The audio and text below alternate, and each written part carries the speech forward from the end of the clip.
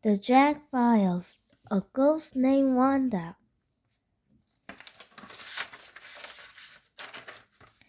Chapter 1. When the first spooky thing happened, I didn't even realize it was spooky. I don't know why, because I happen to like spooky things, unless they're really scary, in which case maybe not so much. Oh, but I better tell you who I am. My name is Zack. I'm 10 years old, and I guess I have always been interested in weird stuff.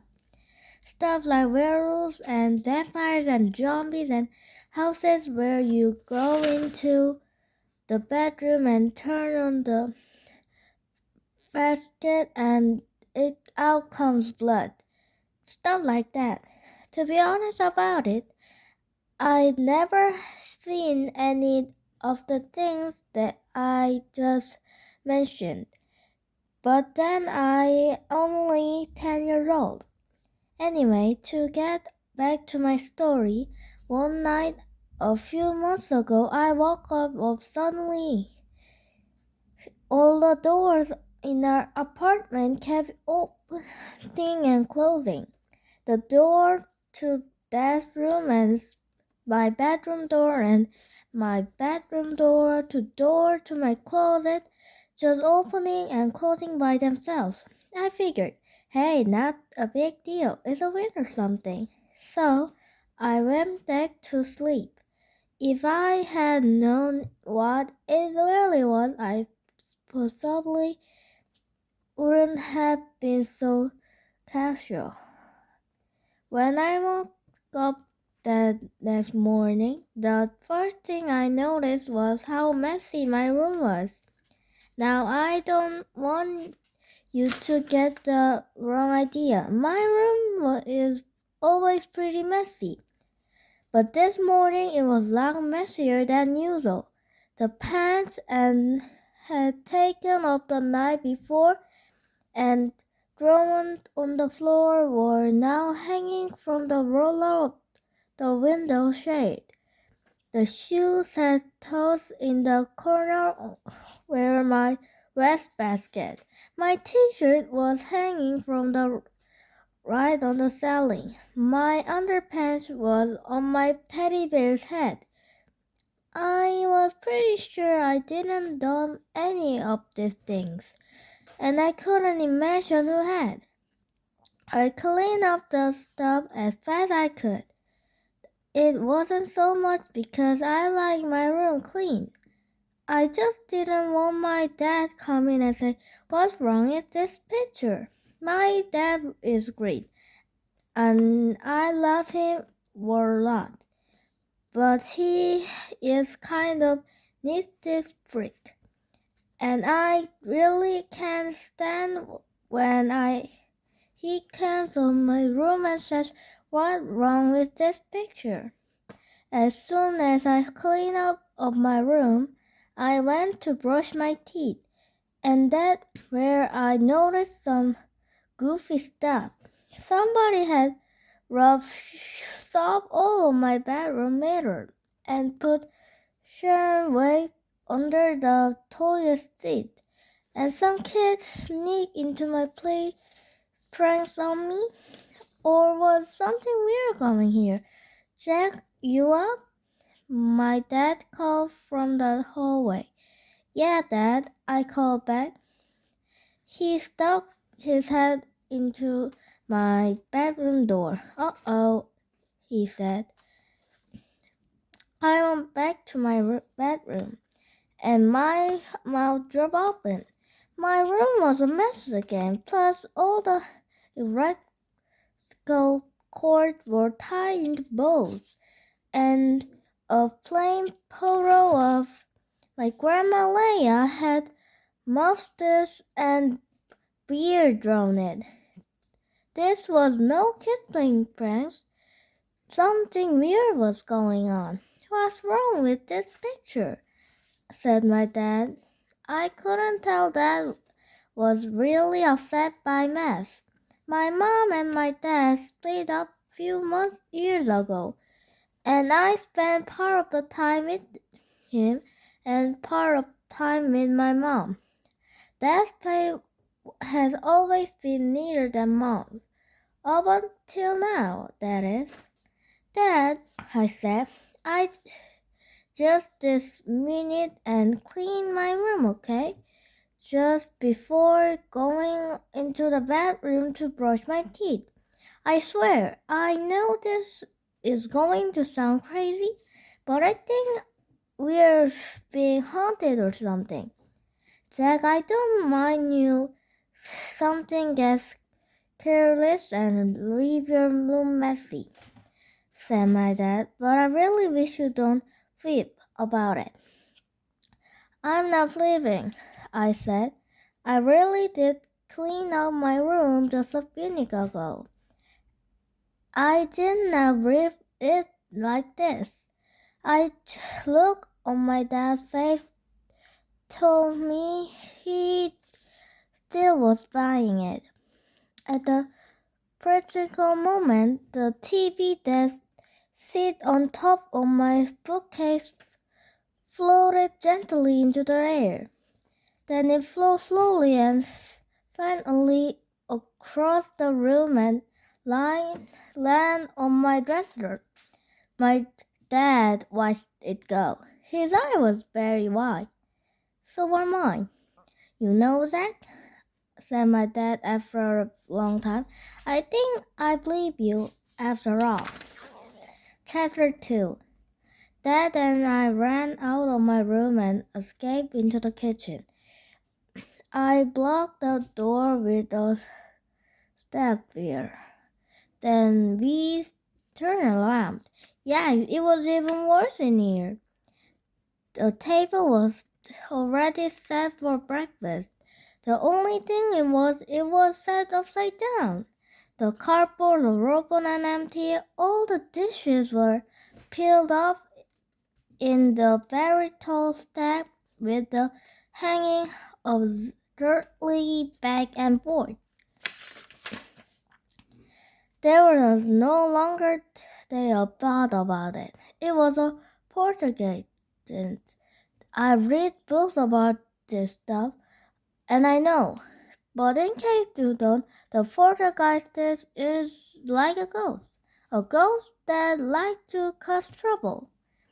Then usually appear in homes and families that have less one kid, and they trash the place. I looked at my dad and see how he was thinking all of this. What would you think for our staying in Lambda Inn tonight? Asked my dad. Oh, I don't want to spend the night in some strange small room, I said. Flapjacks began cooking on the stove. They flipped themselves off into the air. Then they turned over and landed back in the pan. The very tall stacked dishes steered in one direction and then in the other. Then it collapsed with a very round crash. Pieces of smashed dishes flew in directions. The refrigerator door was bang open and all the food inside the spilled out onto the floor. On the other end, I said, I hear those lamadalines can be really nice. Chapter 3. In school, I was hard for me to my work. At the Horace High School for Boys in New York City, there were a lot of work. I kept thinking about ghosts. Who even know what was going on in my dad's apartment? I was thinking so hard about ghosts, and I must have totally turned out what we were doing in class. At the point, my English teacher, Mr. Hopman, asked me something. I looked up, started. So, Jack, said Mr. Hopman, what's your opinion? My opinion? I said. I cleared my throat and tried to loosen up my tie. Yes. Well, I said, staring for time. You know, sir, there are so many ways to look at that question. I wouldn't want to form an opinion so quickly. That, he said, is my opinion that you have didn't been listening to our discussion. Oh, no, I guess I haven't, sir, I said. I'm really sorry, but I have a lot on my mind today. Well, thank you for being so honest, he said.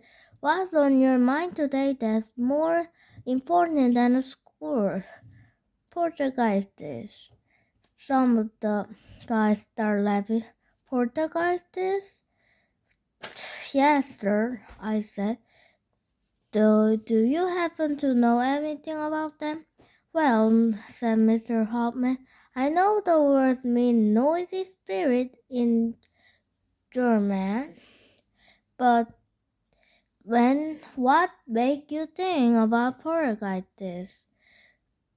Well, I said, I know this makes it hard to believe, but some invisible forces whacking my dad's apartment, and I thought it might be ghost or Portuguese.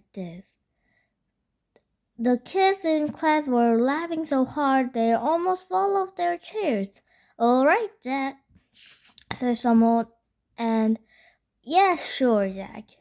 Anyone who believes ghosts, said a kid named Bernard Manteuffel, is a super this burn bag. There were more laughter. Shut up, Bernard, I said. Bernard Manteuffel sweats a lot and only takes baths on weekends. He kept his bubble gum behind his ear. He bragged about his gym clothes haven't been washed since the third grade. He's kind of a school legend. All right, boys, there's enough, said Mr. Hopman. You probably believe the tooth fairy, too, said Bernard Manteuffel. Sure, Bernard, I said. I sure wish I could have thought of something cooler to say than shut up, but I couldn't. Why don't you make a Mr. Burnback? Said Bernard. Jack Bernard, shouted Mr. Hopman. I do not tolerate fighting. One more word out of either of you, and you are both staying after school. Both Bernard and I were very quiet. That's better, said Mr. Hopman. You know, although I didn't believe in the supernatural, there are a great many people who do. And they're not supernatural burn bag either, Bernard. Well, I suggest is that you go to the library and do a little research. That's a Mr. Hopman's solution to every problem going to the library. Come to think of it, though, it didn't a bad idea. Chapter 4. After school, I went straight to the public library. I looked at ghosts and poltergeists in the encyclopedia. It had some interesting stuff, but it didn't tell how to get rid of them. So I went to ask librarian for help. The librarian, Miss Dan Dam, was a thick mustache and very strong arms. That's just because he likes to work a lot with weights. He's a big tough guy, but he really knows of referencing books. Excuse me, sir, I said. Where exactly would I find stuff about getting rid of ghosts? Mr. Dan frowned at me. I hope I didn't think he was putting him on. He didn't seem the kind of guy who liked being put off. You're serious? He asked. I couldn't be more serious, sir, I said. We have ghosts on the way. Some people have crocodiles, cockroaches. Then what you wanna is banishing leisure, he said. Banishing rituals are the fundamentals of the spirit world. You'll find them on the black magic over there under the stairway. I thanked the librarian and went to look under the stairway for books and black magic. In case you don't know, putting burnies on the top hat was called white magic. Putting curse on people and fool around with evil spirits is called black magic. I read all of Poltergeist. In one book on black magic, I finally found a banishing ritual. You were supposed to light 7 black candles and this 7 times. All evil spirit of great and terrible demon, and they were in fifth, that riven and dark, stinking places. Hear me now. I cast you out. I command you to depart. I order you to leave this place. O spirit, to come on in dark. O demon of the forest night. Or nose, turn it backwards. On those face, turn it upside down. Or those clothes, turn it inside out. So what is underwear though show? Rear yourself and be gone from the place immediately. So I sound to me like these evil spirits were all that guy from the England or something. And maybe that's the only language that understand. I didn't think you need to talk to American dead guys like that. On the other hand, maybe the spirit that was trashing my dad's apartment was an old guy from the ancient England.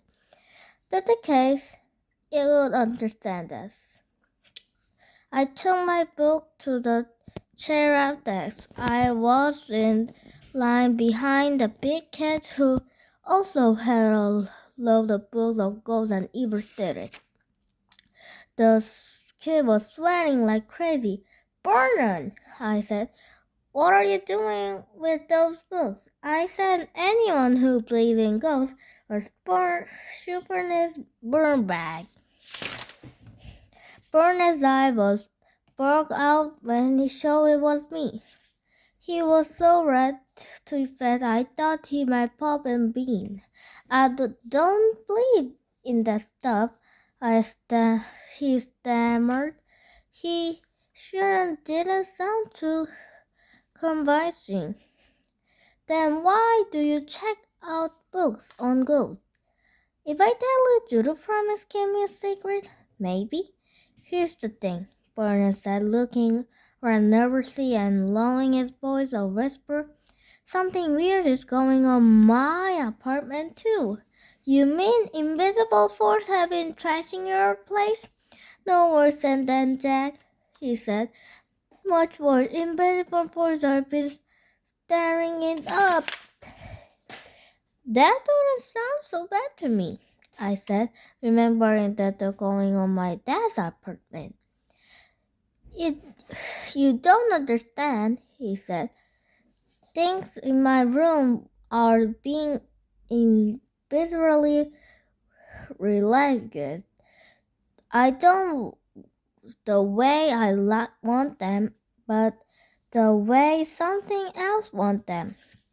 I get on my bed and makes itself. The street and blankets stuck themselves is so tight you can bounce the collar on top of them. Sometimes that happens while I'm still in bed. Jack, do you think we've got a bronchitis? If you do, I said, taking my book and heading toward the door. It's even moister than the one we got. Hey Jack, he said, can you help me? I'll take you later, I said. I led Vernon to the steps on the library. In the vanishing record work for me. Maybe I show Vernon how to do it too. Not that he was favorite person, as I said before, but I still feel sorry about him, having to leave all the needles. I stopped at the party store on the corner. I bought 7 black candles. Then I head over the back dad's apartment to do vanishing recall. I wasn't all that hot to talk to that guys, exactly evil ones, but I felt it was our only hope.